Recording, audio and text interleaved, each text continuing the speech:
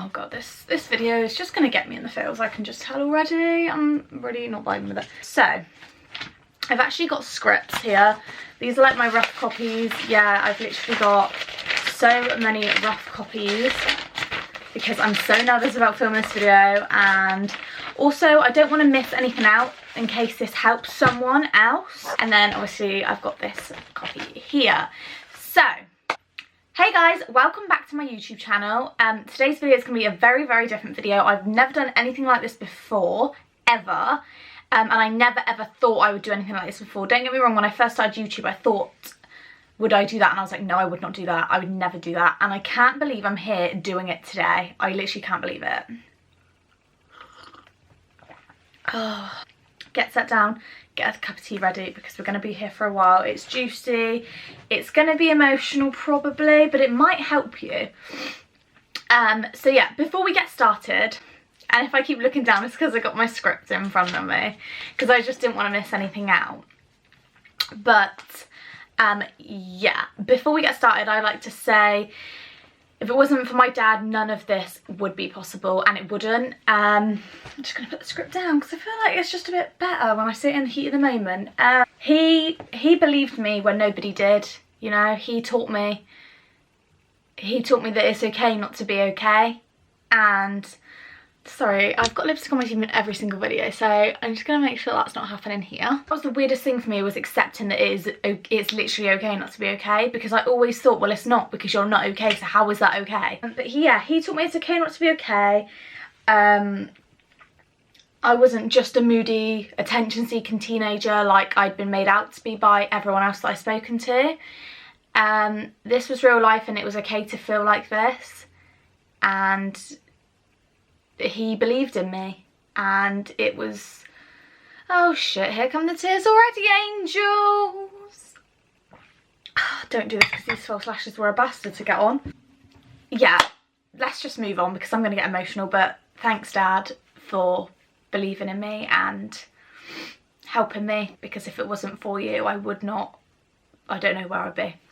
Anyway, let's get into the video because I'm literally going to start crying my eyes out.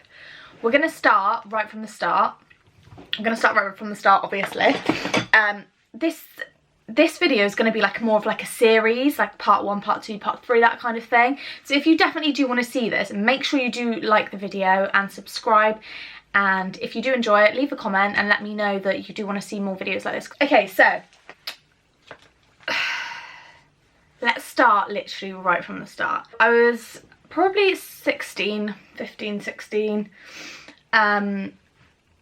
And don't get me wrong, from about the age of 13 I did start to get really down, but nothing like this before, you know. I was just like, whatever, kind of just like, that's just like teenage school life. You are a teenager, you're moody, you're grumpy kind of thing. But I was feeling so down and lost all the time, and literally like there was no way out. And if you've been there before, you know exactly what I'm on about. And I've spoken to my dad a few times about this, as we're so similar. We really are so similar. We're such similar people, so I knew I could speak to him about it, and I think he must have spoken to me about it before, because I'm not the kind of person to go to someone and open up to them about something. They'd have to come to me first and say, you know, that they've seen a change in my behaviour and how I'm being. And then it doesn't, well, it takes quite a lot for me to open up. If it's about something that I'm upset about, I will just break down straight away and I will just tell you, because obviously I'm upset, I'm crying. If I keep touching my hair, it's really annoying, I know, but I've just washed it and I'm just trying to like style it because, let's be honest, I do like a freaking poodle. Yeah, it got to the point where it got really bad. It would be like 12, 1 o'clock in the morning and I'd be ringing and texting my dad saying, I can't do this anymore, I don't want to be here anymore. Yeah, I would actually say that on a text message. I would just say, Dad, look, I don't want to be here anymore. I really don't. And he would be there for me. He would, you know, text me back. He'd ring me back. He'd make sure I was okay. He'd come and pick me up. He was always there. Anyway, I told him this a handful of times. And the last time he said, you know, that's it. I can't, something along these lines. I can't lose you. I'm taking you to see someone. Bear in mind, I had obviously been to the doctors, but with my doctors, and I'm going to be honest, no shade at all, they were shit. they literally were shit. Every time I went there, they would make me feel like I made it up in my head kind of thing, like they've never heard what depression is, they've never heard what anxiety is. That's how I was made to feel. And they weren't helpful at all. They would just say, well, you can go on medication, but you're a bit young, because obviously I was like 15, 16, can't really remember the exact age, probably about 15 actually. Yeah, but you're a bit young, so they would like recommend me things like Calms. They gave me like this fucking leaflet all about depression and self-harming and things like that, and just that was it really. They just kept giving me leaflets, and I was just like, are you joking me kind of thing, because they're still not brilliant now. But the last lady I went to see, because I have a different doctor every time as well, I don't think that helps. I do really want to change doctor's surgeries, so if there's any good ones in Western, then holler me up please. But yeah, I think it's because I see a different one every time. It's just not that great. But the last lady I seen was okay, but she still kind of wasn't like great. Anyway, so my dad found this counsellor slash therapist, whatever you call it. I always called it a counsellor, but most people call it therapy. So we found this guy called Simon. He was based about a 45-minute drive away from where we live. I'm not going to say where he was based. But if you do obviously want to get in touch with him, then just message me and I can message you over his details.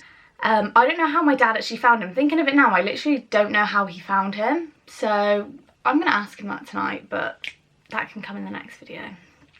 By the way, if I'm not giving you eye contact, one, obviously I'm looking at my notes, and two, I do feel really awkward talking about this kind of thing, so sorry. And if I keep saying and stuff, that's because I'm just not very comfortable with this. There we go again. My dad was texting to and from with this man saying what do I do? He said, I don't have a clue like how to help my daughter, but she's having suicidal thoughts. She's, you know, she's been like this for a while and she doesn't know what to do. My first session, I can't remember when it was. Oh my God, I can't remember when it was. I was nervous. I was so nervous because I went into this little office. I didn't know who I was meeting.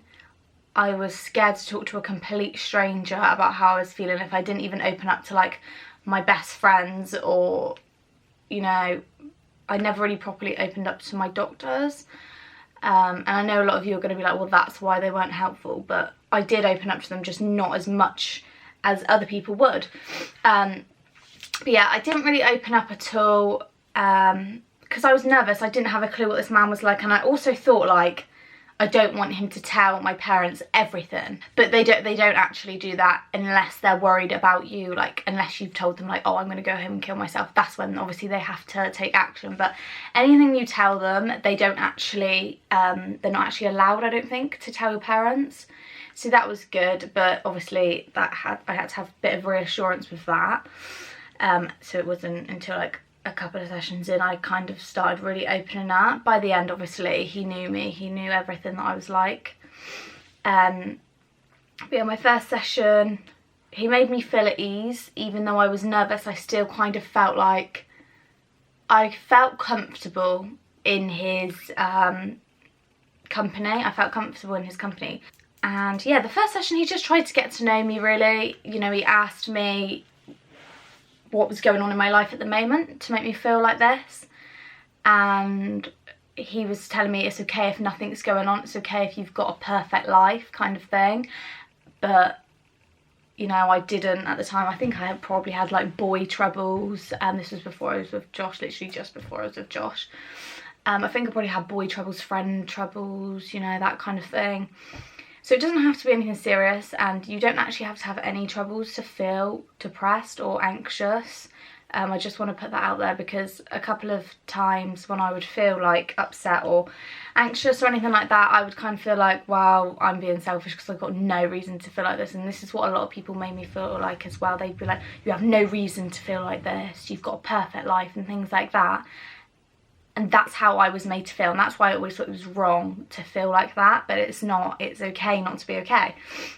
Anyway, yeah, I cried my eyes out pretty much the whole of my first session, because things, emotions and feelings and situations had got dragged up from years ago, and I'm talking like he asked me things like, are your parents still together? No. When did they break up? I was about 12, 13. How did you feel about that? I was really upset. When did you start to feel upset quite often? When I was about 12, 13. So you kind of just find like the root, I guess, to your problems and kind of what stemmed it all off. I'm not saying it's my parents' fault for breaking up at all, but it didn't help, obviously, because that's a massive thing. And I was 12 or 13 at the time, I can't remember, and that's like an age where obviously you've just started secondary school, there's a lot of change going on at the moment. It's when you start all your like hormones and stuff, they start going off, so it wasn't a great age anyway for my parents to split up. So cheers Baz and Lise for that. He was bringing up all these emotions that I thought that had gone, and I wasn't upset about them anymore, or that I didn't feel like I could be upset about them anymore because it was so long ago and everyone else had gotten over it. And little things, really, just like tiniest little things, losing a friend or something like that, it can have such a massive knock-on effect for a few years following.